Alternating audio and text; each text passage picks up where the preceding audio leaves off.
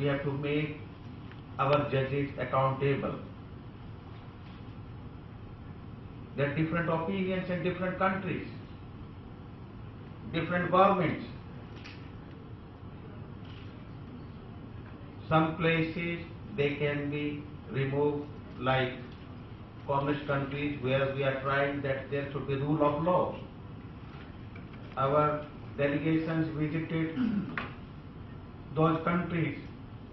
We try to convince the judges there that try slowly to come out from the dictates of the government, dictates of the appointing authorities, because everywhere today world has become very small. Today we are well connected. Today we have mobile, we can talk to anyone in any part of the world. Within 18 hours we can be in any part of the world. So we have to develop a rule of law in the entire world who can fight against terrorism, because terrorism is a subject matter which has spoiled the economy of the most of the countries. So with these remarks, I will be requesting Honorable Chief Justice of Bangladesh, who is also the Vice President of International Council of Jurists. He has been recently appointed Chief Justice. Let us welcome on his appointment as Chief Justice. And I will request him to deliver his presence for dinner. Let's speak.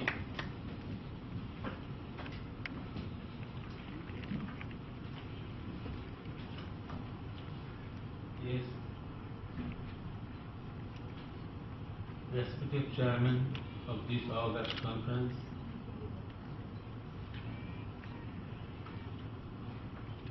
distinguished participants,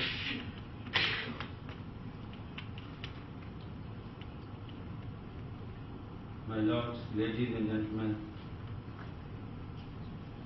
I feel immensely acclaimed to have been honored with the invitation to preside over this session, involving discussions on one of the most important areas that have obscured the judicial arena in most of the developing countries. The subject is accountability and judicial reforms.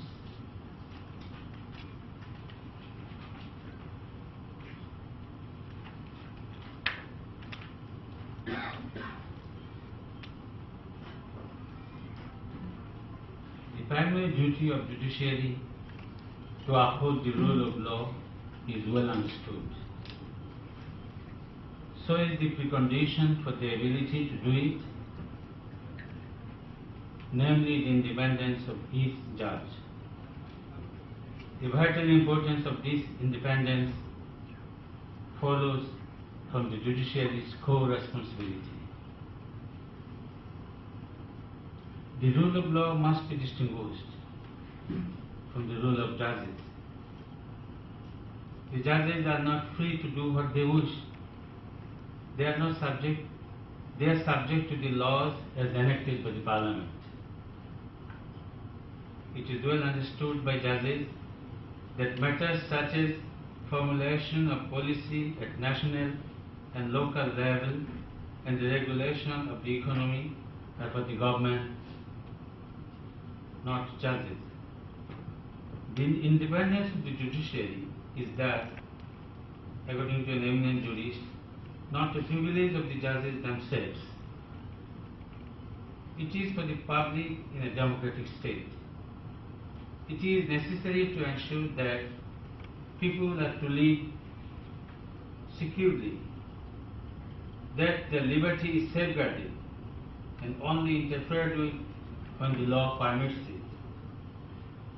It is necessary for all of us, but perhaps particularly for those who espouse unpopular causes or upset the powerful. Judicial independence is not an end in itself, or some self-serving judicial privilege. It is a concept that is code is now deeply rooted in the common law. It is inherent in the concept of adjudication that the judge must not be an ally or supporter of one of the contending parties.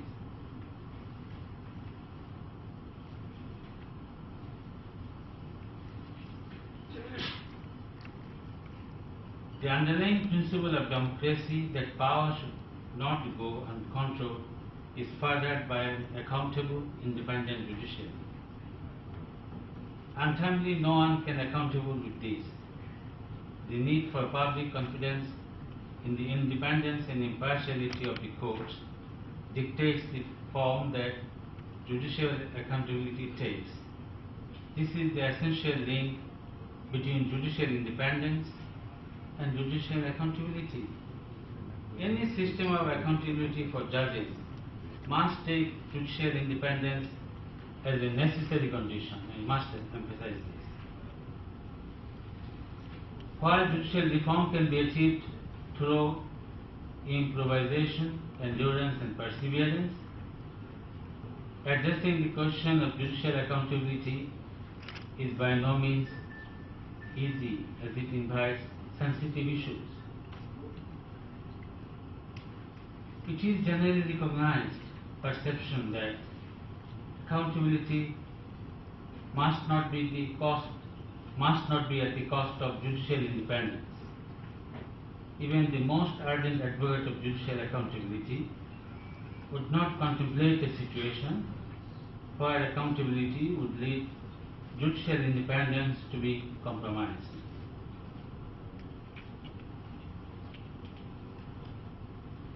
In this mock session, I have heard the learned deliberations from the participants, including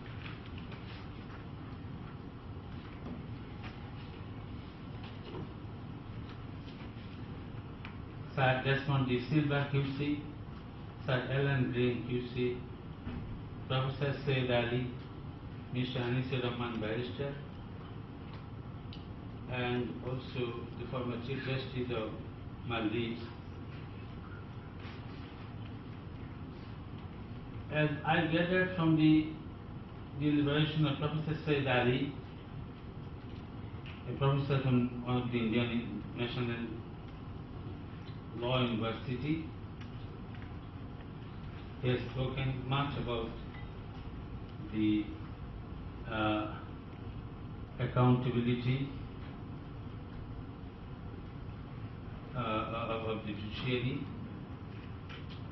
but I believe that definitely that the judges are accountable to their own conscience. They are working under the Constitution of India or whatever country under which they are serving. Who the people in the subcontinent of India, Pakistan or Bangladesh, we have inherited the common law system, and under the independence, the respective countries have their written constitutions. Those constitutions, I don't like to separately discuss the respective provisions of the constitutional provisions either in India or in Pakistan or in my own country, Bangladesh. But what I would like to say is that the judges working in India or in Bangladesh or in Pakistan, they are working under the Constitution. The Constitution guarantees, and there are provisions in the Constitution how the judges are made accountable, and by which method a judge can be removed from the office. Either he is a judge of the apex court, I mean the Supreme Court or the High Court, all members of the subordinate judiciary, namely assistant judges, district judges, or session judges, whom we call the members of the subordinate judiciary in our subcontinent. While talking about the accountability, I believe in my own jurisdiction in Bangladesh, we have a written constitution, and in this constitution, in Article 7 of the constitution,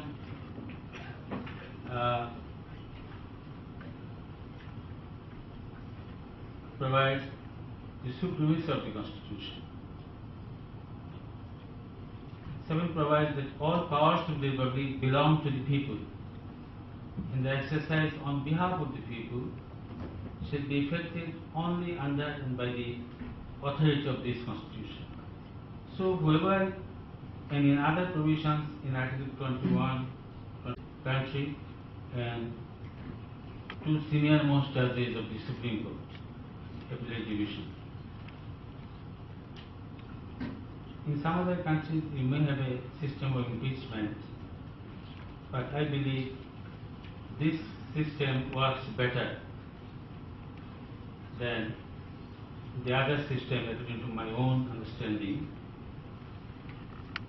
because the proceedings before the Supreme Judicial Council starts when someone lodges a complaint before the President of the Republic. The matter is brought before the President, and then he refers the matter to the Chief Justice and the Supreme Judicial Council, and then they deal the matter in accordance with law.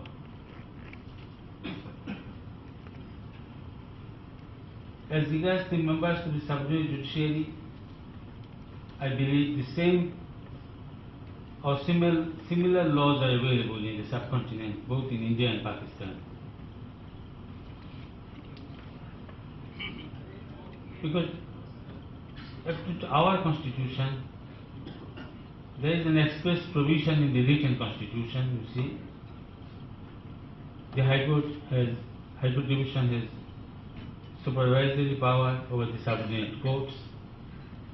Time to time, the High Court sends their inspecting teams, judges that are inspecting the courts.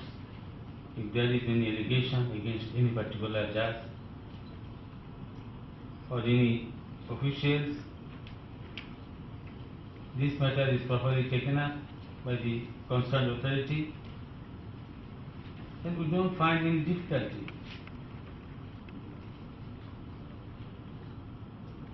And one thing, though I am the Chief Justice of Bangladesh, I have come from the bar, you see. Previously I was barrister, I was practicing in the Supreme Court, I was elevated before the High Court Division, then before the Appellate Division of the Supreme Court, and today I am the Chief Justice. So I have got the experience of both sides of the coin. It is easy for someone to say something about the judges of the judiciary from outside, when you have got the experience of both sides of the coin, to know what is happening inside the courtroom, what is happening in the society, what is happening outside. So it is some of the learned speaker, I mean one of the English professor from subcontinent who is very much before me, has spoken about the contempt of court. Yes, contempt of court is not for the judges, it is for the institutions, it is for the court. In a very extreme case, this provision